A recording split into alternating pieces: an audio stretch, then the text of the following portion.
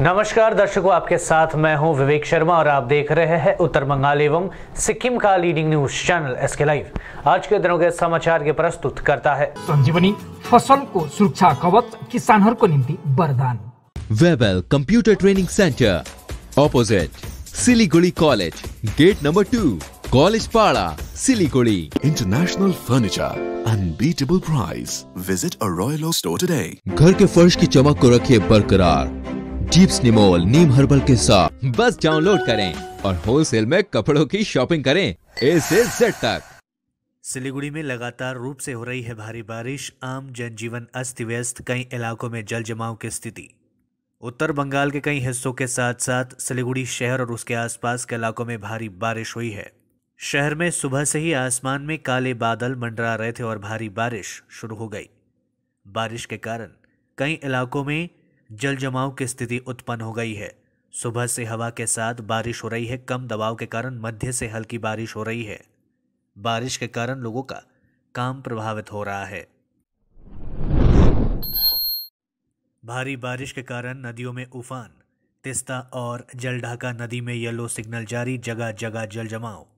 पिछले 2 दिनों से जारी लगातार भारी बारिश के कारण जलपाईगुड़ी जिले के सभी नदियों का जलस्तर बढ़ता जा रहा है। बुधवार सुबह उत्तर बंगाल बाढ़ नियंत्रण बोर्ड ने तिस्ता और जलढाका नदियों पर येलो सिग्नल जारी किया है। शहर की करला नदी का भी जलस्तर बढ़ता जा रहा है।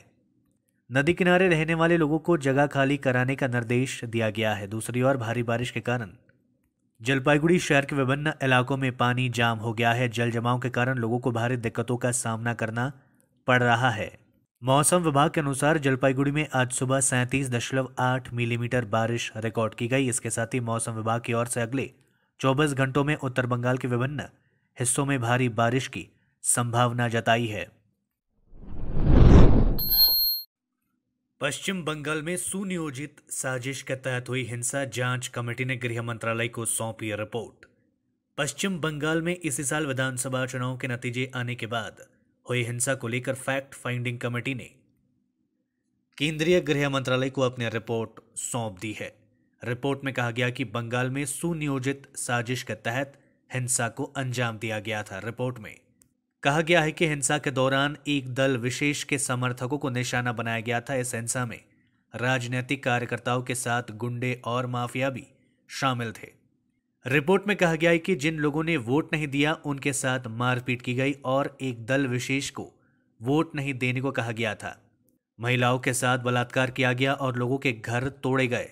इतना ही नहीं, रिपोर्ट में यह भी लिखा है कि हिंसा के बाद पीड़ितों को पुलिस के पास जाने से भी रोका गया।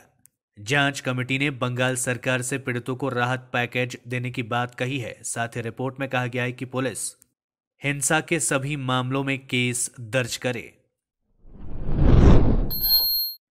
कोरोना के अल्फा डेल्टा वेरिएंट्स पर असरदार है कोवैक्सीन। भारत की बनाई वैक्सीन का अमेरिका ने भी माना लोहा। भारत बायोटेक की बनाए स्वदेशी कोरोना रोधी टीका कोवैक्सीन के असर को अब अमेरिका ने भी मान लिया है। अमेरिका के नेशनल इंस्टीट्यूट ऑफ हेल्थ ने पाया कि कोवैक्सीन से शरीर में बनी एंटीबॉडीज कोरोना वायरस के अल्फा और डेल्टा वेरिएंट से लड़ने में कारगर है। बता दें कि कोवैक्सीन को Indian council of medical research के साथ मिलकर भारत बायोटेक ने बनाया है। NIH ने बताया कि कोवैक्सीन लेने वाले लोगों को ब्लड सीरम के अध्ययन से यह पता चला कि टीके से जो एंटीबॉडीज बनती है वह ब्रिटेन और भारत में सबसे पहले मिले कोरोना के B.1.1.7 अल्फा और B.1.617 डेल्टा वेरिएंट्स पर असरदार है। देश भर में कोरोना की दूसरी लहर के दौरान 798 डॉक्टरों की हुई मौत। सबसे ज्यादा दिल्ली में चिकित्सकों ने गंवाई अपनी जान। इंडियन मेडिकल एसोसिएशन IMA ने मंगलवार को कहा कि देश भर में कोरोना की दूसरी लहर के दौरान 798 डॉक्टरों की मौत हो गई। सबसे अधिक 128 डॉक्टरों ने दिल्ली में अपनी जान गंवाई। इसके बाद बिहार में 115 डॉक्टरों की मौत हुई। वहीं उत्तर प्रदेश में यह संख्या 89 रही। महाराष्ट्र और केरल जैसे राज्य जहां डेल्टा प्लस वेरिएंट प्रकोप ज्यादा है, वहां क्रमश 23 और 24 डॉक्टरों की मौत हुई। पुडुचेरी में सबसे कम मौत हुई है। यहाँ केवल 1 डॉक्टर ने अपनी जान गंवाई। प्रधानमंत्री मोदी ने रविवार को कोरोना वायरस महामारी के दौरान लोगों की सेवा करने के लिए डॉक्टरों की प्रशंसा की थी। इसके कुछ देर बाद IMA के अध्यक्ष डॉक्टर GS जयलाल ने कहा था कि PM ने आश्वासन दिया कि डॉक्टरों का सम्मान और सुरक्षा किया जाएगा। डॉक्टरों के योगदान का सम्मान करने के लिए हर साल की तरह देश ने 1 जुलाई को राष्ट्रीय डॉक्टर दिवस मनाया जाएगा। देश में पहली राष्ट्रीय डॉक्टर दिवस जुलाई 1991 में मनाया गया था। कलयुगी बेटे ने पीट पीट कर की पिता की हत्या, पुलिस ने किया गिरफ्तार। उत्तर दिनाजपुर जिले के रायगंज के चंडी ताला इलाके में बेटे पर पिता की पीट पीट कर हत्या करने का सनसनीखेज मामला सामने आया है। घटना के बाद इलाके में हड़कंप मच गया। अस्पताल सूत्रों के अनुसार मृतक की पहचान ताराशंकर भट्टाचार्य के रूप में की गई है। वे एक प्रमुख सामाजिक कार्यकर्ता और खेल तथा संस्कृति जगत में अग्रणी व्यक्तित्व में से एक थे। उनके निधन से रायगंज शहर में गहरे शोक की छाया है। पुलिस ने घटना के सिलसिले में ताराशंकर भट्टाचार्य के बेटे राजश्री भट्टाचार्य को गिरफ्तार किया है। जिला बैडमिंटन संघ के सचिव और रायगंज के नंदन फुलमेला समिति के मुख्य संरक्षक रायगंज के एक प्रमुख सामाजिक कार्यकर्ता ताराशंकर भट्टाचार्य शहर में एक प्रतिभाशाली व्यक्ति के रूप में जाने जाते थे। हर कोई उनके निधन से शोकाकुल है। जानकारी के अनुसार रविवार की रात ताराशंकर भट्टाचार्य को उनके पुत्र राजश्री ने घर में बुरी तरह पीटा था। खबर मिलने के बाद ताराशंकर भट्टाचार्य की बेटी और पोता उनसे मिलने रायगंज से घर आए। उन्हें भी पीटा गया। घटना के बाद ताराशंकर भट्टाचार्य और उनकी बेटी को रायगंज के सरकारी मेडिकल कॉलेज व अस्पताल में भर्ती कराया गया। ताराशंकर की मंगलवार दोपहर अस्पताल में मौत हो गई थी। घटना में रायगंज पुलिस ने उनके बेटे राजश्री को गिरफ्तार कर लिया है। पारिवारिक सूत्रों के अनुसार राजश्री लंबे समय से नशे का आदी था। उसने अपने पिता को भी पहले कई बार पीटा था। परिजनों ने इस घटना में राजश्री को कड़ी से कड़ी सजा दिए जाने की मांग की है। 28 তারিখ রাত্রি 2টার দিকে আমার শ্বশুরের নাম্বার থেকে একটা ফোন আসে আমার বউয়ের কাছে। এবার হলো ফোন করার পরে আমার সম্বন্ধী রাজশ্রী ভট্টাচার্য, ওর ডাকনাম হলো পণ্ডিত, সে ফোন করে ওর বোনকে বলে যে বাবার অবস্থা খুব খারাপ, তাড়াতাড়ি আয়, কী করবি দেখ। এবার ওরা অত রাত্রিবেলায় কী করবে, ওরা আমার বউ আমার ছেলে মেয়েকে নিয়ে ও চণ্ডীতলায় শ্বশুরবাড়িতে যায় দেখে যে হলো শ্বশুর হলো রক্তাক্ত অবস্থায় পড়ে আছে। আমার বউ হলো আমার শালা সম্বন্ধীকে বলে যে পণ্ডিতকে যে দাদা তুই হলো বাবাকে এইভাবে মারছিস কেন, যে বলাতেই হলো ঢাসা দিয়ে ঘরের পাশেই শ্বশুরের ঘরের পাশেই ঢাসা ছিল, ঢাসা দিয়ে মাথার মধ্যে মারে, পিছনে মাথা ফাঁক হয়ে যায়।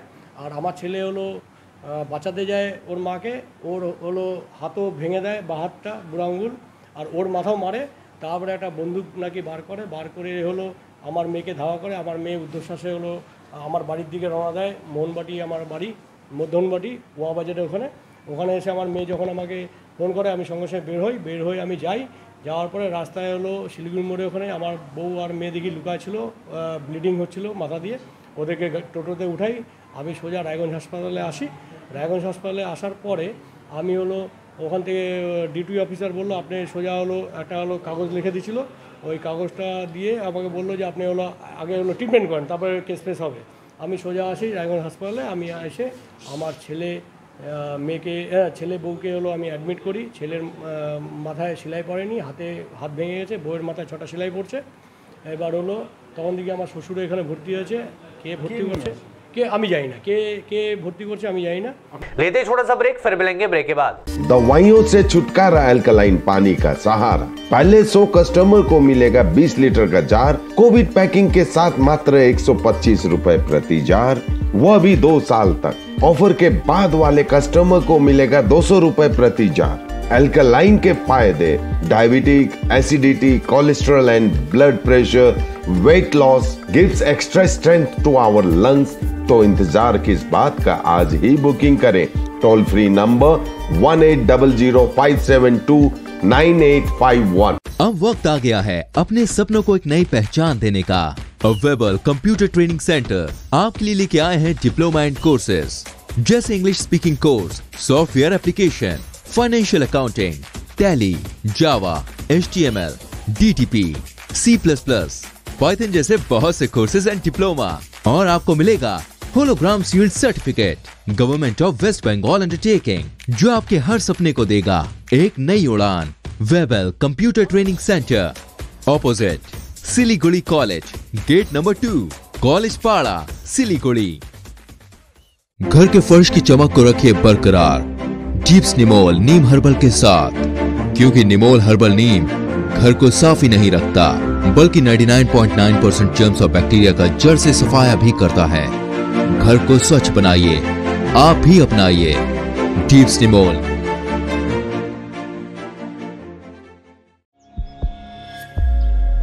Are you dreaming to wake up under the calming Turkish skies? Make it a reality and bring home the Turkish collection from Royal Oak. Just a click away. International furniture, unbeatable price. Visit a Royal Oak store today. 50 से 70% कम कीमतों पर Orchid building opposite Vega circle 2.5 mile Sevoke road Siliguri. जैविक राज्य सिक्किमको अनुपम उपहार सञ्जीवनी, विश्वकै पहिलो कीटनाशक औषधि जसको एकै स्प्रेले भ्याक्सिन सरह काम गर्छ र फसलमा लाग्ने विभिन्न भाइरस, ब्याक्टेरिया र फंगसबाट हुने समस्त रोगहरू साथै पातको रस चुस्ने किराहरू समेत नियन्त्रण गर्छ, जो रासायनिक कीटनाशक भन्दा अझै किफायती र प्रभावकारी छ। फसल कुनै होस्, रोग कुनै पनि होस्, एकपल्ट अवश्य प्रयोग गर्नुहोस्, सोचे भन्दा बढी लाभ पाउनुहुनेछ। सञ्जीवनी फसलको सुरक्षा कवच, किसानहरूको निम्ति वरदान।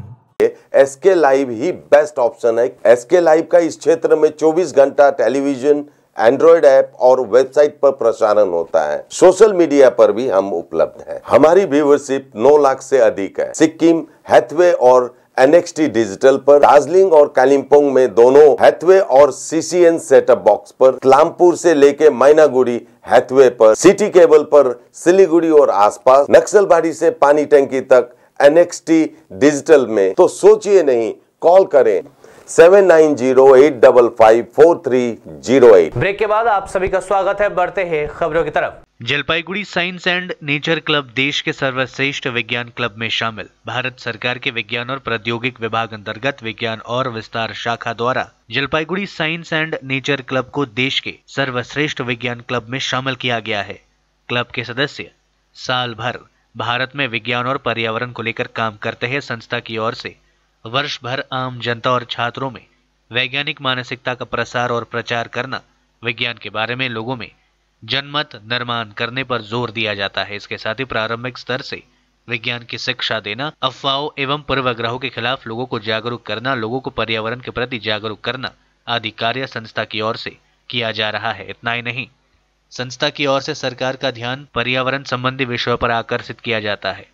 Jalpaiguri science and nature club को छात्रों के बीच राष्ट्रीय बाल रोग कांग्रेस, विज्ञान मेला, विज्ञान और पर्यावरण शिविर जैसे विभिन्न कार्यक्रमों के सफलतापूर्वक आयोजन के लिए 2021 में भारत के शीर्ष 100 विज्ञान और पर्यावरण क्लबों में से एक के रूप में मान्यता दी गई है। इस वर्ष कुल 10 क्लबों को उच्चतम प्लैटिनम क्लब श्रेणी में रखा गया है। दिल्ली में 4 विज्ञान क्लब, उत्तर प्रदेश में 1, मध्य प्रदेश में 1, छत्तीसगढ़ में 1, उड़ीसा में 1 और पश्चिम बंगाल में 2 क्लब शामिल है। Jalpaiguri science and nature club Kolkata स्थित एक संगठन है और Jalpaiguri science and nature club पश्चिम बंगाल इन दोनों में सर्वश्रेष्ठ है। इस खबर से संगठन के सभी सदस्य और उत्तर बंगाल के लोग अभूभित है। क्लब के सचिव राजा राउत ने कहा कि हम इस सम्मान को पाकर खुश है। काम के प्रति हमारा उत्साह काफी बढ़ गया है। এই খবরটা শুনে খুবই আনন্দ লাগছে আমাদের কাছে, খুব আনন্দের এবং গর্বের আজকের দিনে।